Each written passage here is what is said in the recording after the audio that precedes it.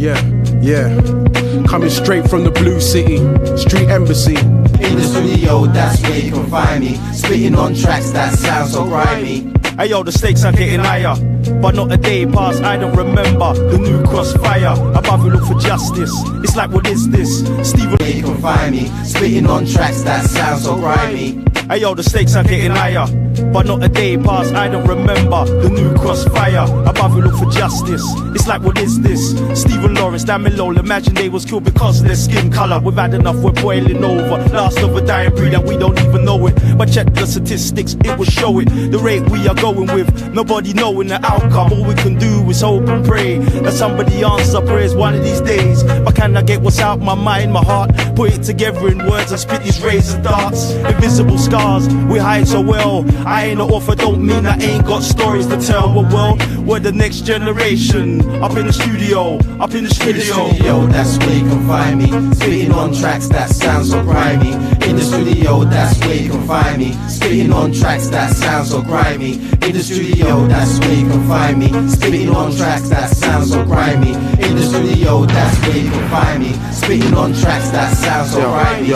So welcome to the new world. Watch the warfare. Human bombs and child soldiers standing over there with cannons and flares. Outgunned only by satellites in the air. On the road, guerrilla warfare. London, what do we have here? Spooks and spies, enemies disguised. In your fan blood and cuz stay wise. Cause the king of surprise ain't nice. It's serious, it's not about kicking back. Smoking a bag, delirious and just laugh. On the streets, crimson red blood bars like sacrifice calves. The rafts everywhere, north to south, west to east, over Deso. Everybody wanna eat peso, so they can't be peace. Meanwhile we bubble to the beats, rumble with the beats. 5-0 Babylon in the streets, old Bill and Kangas wanna hang us, so we just act just like in the mangas. We react with anger, we react with anger. Yeah, you heard. This is all that remains of the three-story house where nearly 100 young West Indians were celebrating at an all-night birthday party for two young friends. Coming from all underneath the door and everything. Jumping out the window, fire was blazing, screaming. Later discovered that it wasn't even sweat. It got so hot in frightening. there that people's skin was actually peeling. Because there's a lot of dead people in there and they said they're badly burned. They're going to have to identify them.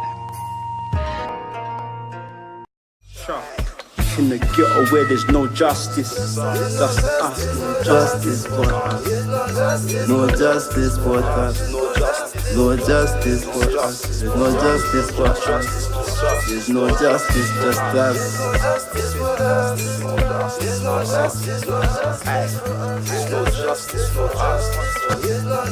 No justice for us.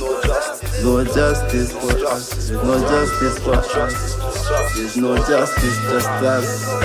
Racist, quarry, the whole thing, the way they treated the kids, the parents, it was all racist after that. The real offence was the fact that justice was not sought at the time, and that racism made it impossible for people to investigate these crimes in the way they would have done if those who died had all been white. That Sunday morning, when the police brought me here and handed me a mic to tell people who were in the fire to go to the station, until this day I could never ever forget. I could never forget. I could never forget the bodies coming and going to the hospital with them. And then going to the police station and collecting Mrs. Ruddock and take her to my house.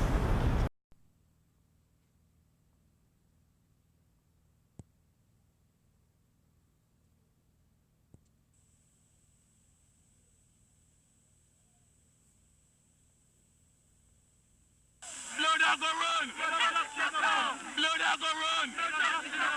Blood I go run! After the racist murder by fire of 13 young black people in January 1981, there could be no going back for the black communities. The chants, the rage of this march, 2 months later, were to be a final warning. For a near-bankrupt capitalist Britain, 1981 was to be a year of blood and burning.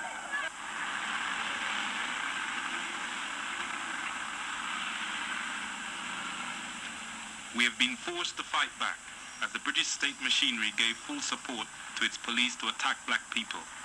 The African youth, who continued to endure the brunt of racist police, came to the forefront of militant resistance. This resistance over the years moved from the individual and small-scale confrontations to major pitched battles involving hundreds and even thousands of youths, as seen here in the 1976 Notting Hill Carnival. The state had set out to destroy this large public expression of Caribbean culture.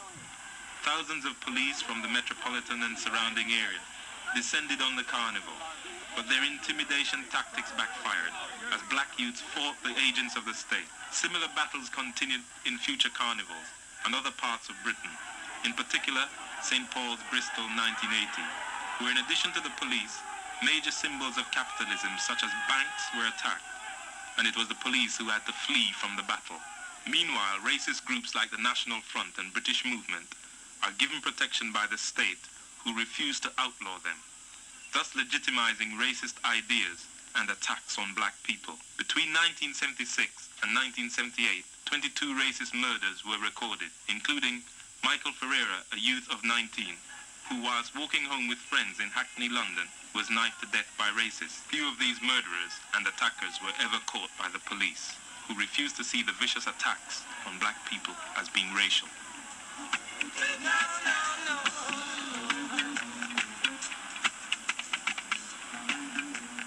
Here in what was once the home of a black family, racists were responsible for a fire which engulfed this house during a birthday party on January the 18th in New Cross, London, an area that has a history of attacks on premises occupied by black people. This time, 13 young black people lost their lives and 26 more physically and mentally maimed. The 13 dead, whose names we shall never forget, are Humphrey Brown, aged 13, Patricia Johnson, aged 15, Lloyd Hall, aged 21, Andrew Gooding, aged 14, Yvonne Rudder, aged 16, whose birthday party it was, Patrick Cummings, 15, Lillian Henry, 16, Peter Campbell, 18, Owen Thompson, 16, Glenn Powell, 16, Steve Collins, 17, Jerry Francis, also 17, and the second Ruddock to die on that night, Paul, aged 22, brother of Yvonne Ruddock. The police theories about the fire have been unconvincing and, as usual, were backed up by the British media. They treated the massacre as a minor fire incident, supporting the police story that there is no racist connection. No one has been arrested for this crime. But for the families who have lost their sons and daughters, and those whose children are still suffering, it's a personal tragedy. One of them, who lost her home, a daughter and a son, is Mrs. Amza Ruddock. My concern over the children who lost their lives, it was unnecessary. Every time I close my eyes, I can only see the fire. It was terrible. The fire was really terrible. And the children were screaming, and they stopped screaming. And when they stopped screaming, I said, oh God, they're dead, they're dead. It was so peaceful, really peaceful, and it was extremely happy. I've never seen Yvonne so happy in my life at her birthday party. She was extremely happy.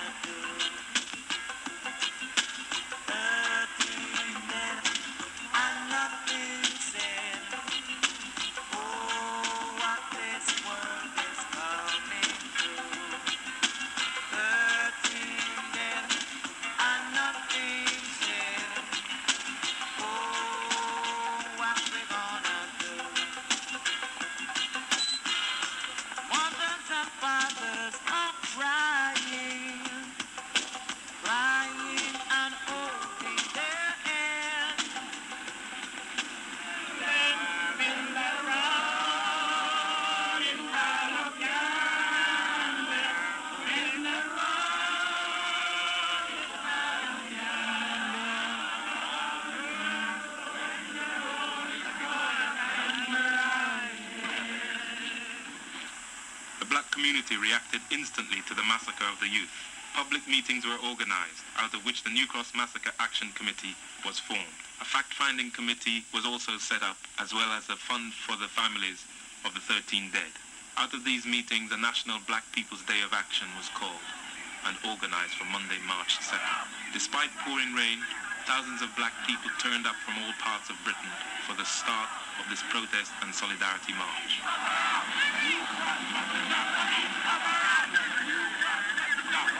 The march had been planned and organized on a nationwide basis under the leadership of black political organizations who had come together under the banner of the New Cross Massacre Action Committee.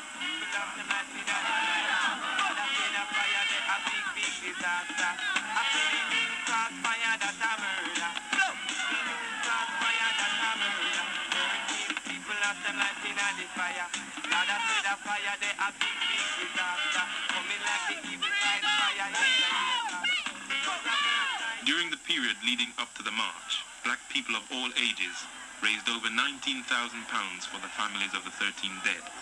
The money collected included over £50 donated by black prisoners in Wormwood Scrubs.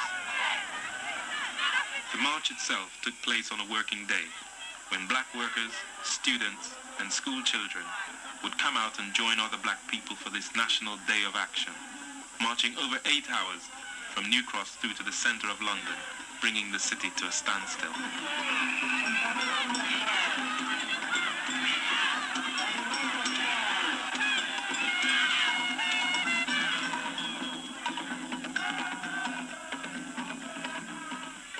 The effect of this march forced the political head of state, Margaret Thatcher, to blunder into sending a letter of condolence to the parents of the dead.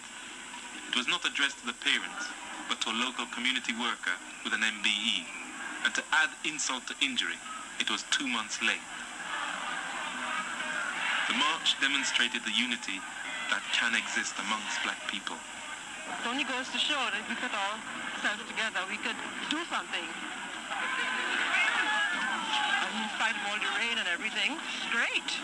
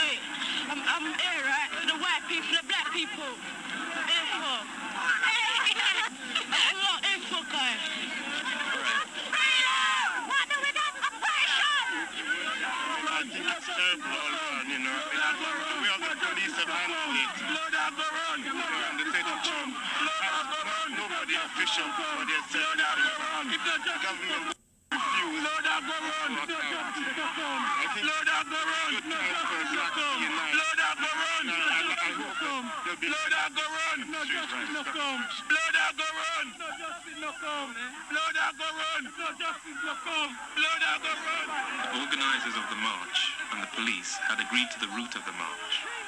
The march passed through vast areas of South London peacefully until it was attacked by truncheon-wielding thugs of the Metropolitan Police. Still today, no explanation has been given by them as to why they attempted to do so. It can only be guessed that their intention was to intimidate, spread panic, and drive the march off the streets.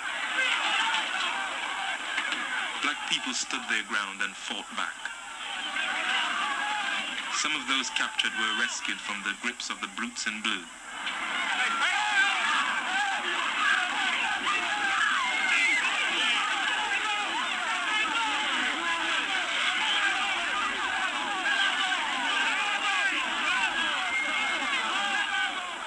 At the same time, others in the front line gave leadership and rallied the people together.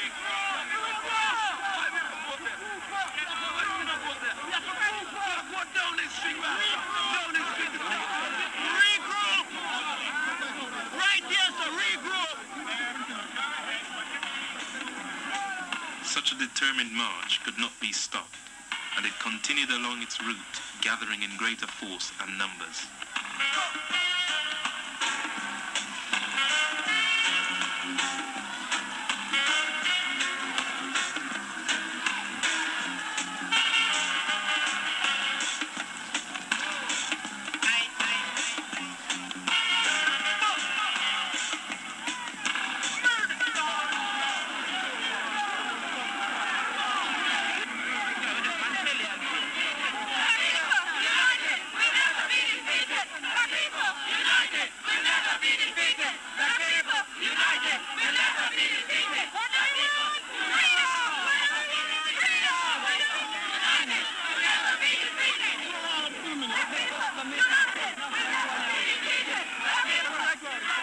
Away from the march, a delegation of parents of the 13 dead, with representatives of the New Cross Massacre Action Committee, handed in a statement of protest to the House of Commons.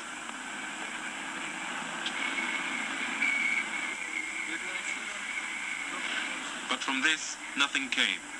Parliament was at one with the police, the press, and the racist murderers.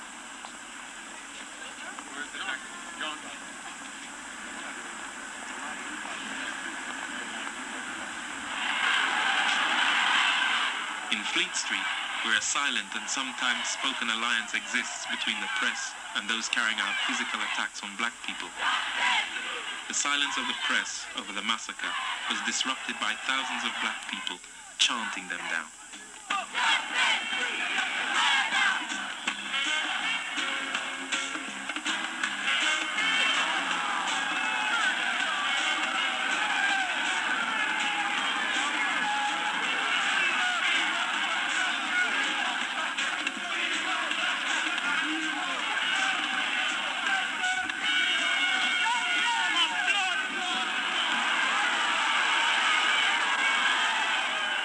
Police, with their duty to protect property, brought out their mounted patrol and further reinforcements. But the people continued to their destination, Hyde Park, their spirits high, a truly historic day of action.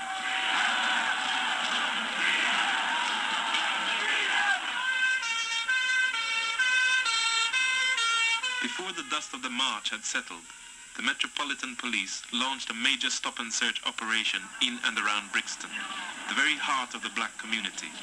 In 5 days, over 2,000 mainly black youths were stop-and-searched in this unprecedented invasion, in an area where even the local council had just published a report highlighting police terror against black people.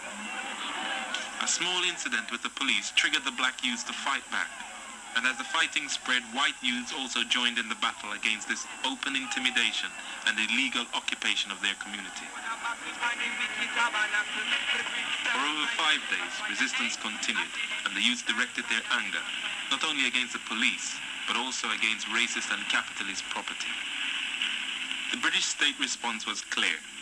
The Prime Minister called the uprising criminal, and not caused by the intimidation, the unemployment, or any of the social evils produced by a crumbling system.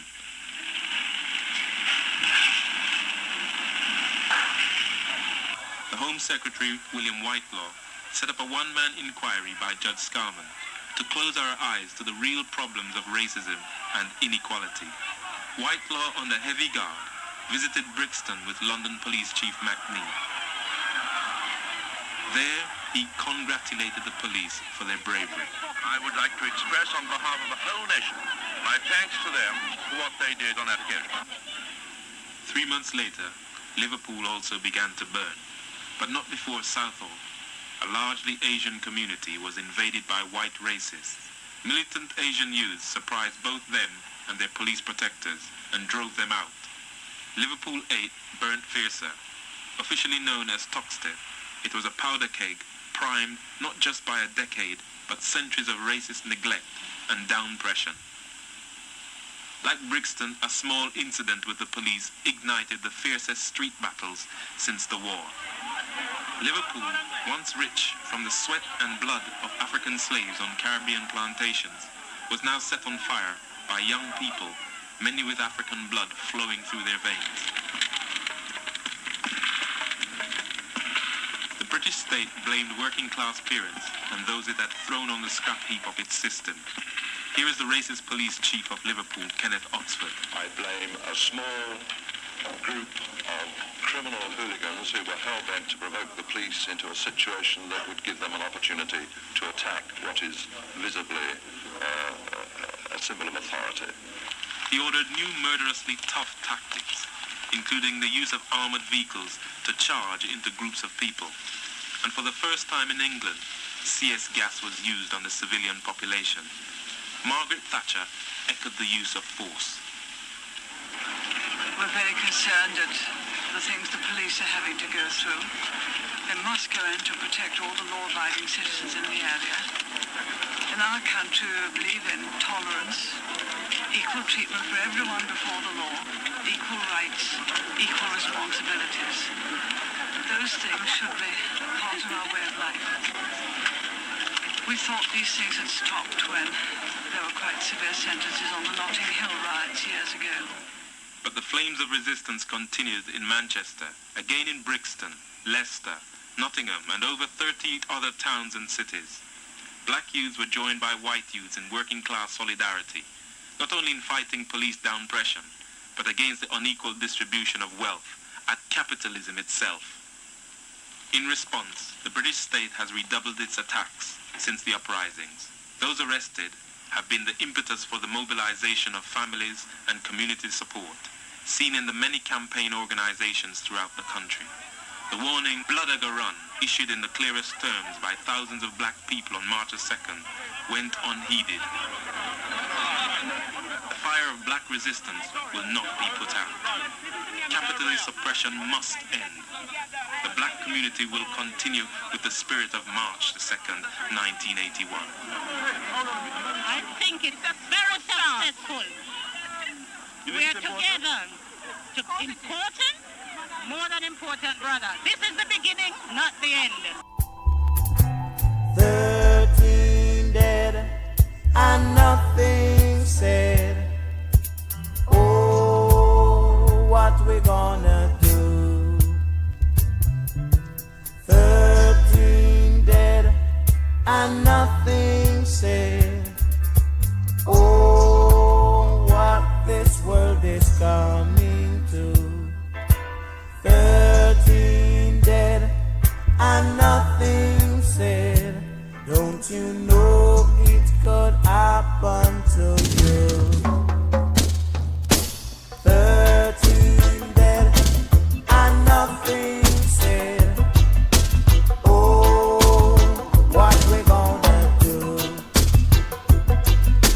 13 dead and nothing said. Oh, what this world is coming to.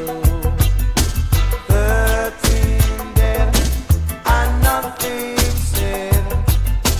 Oh, what we gonna do?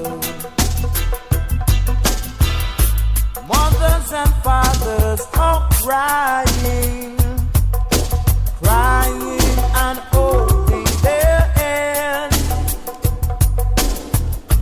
Brothers and sisters are sighing over the things that the critics have said. Can you feel it? All their pains and agony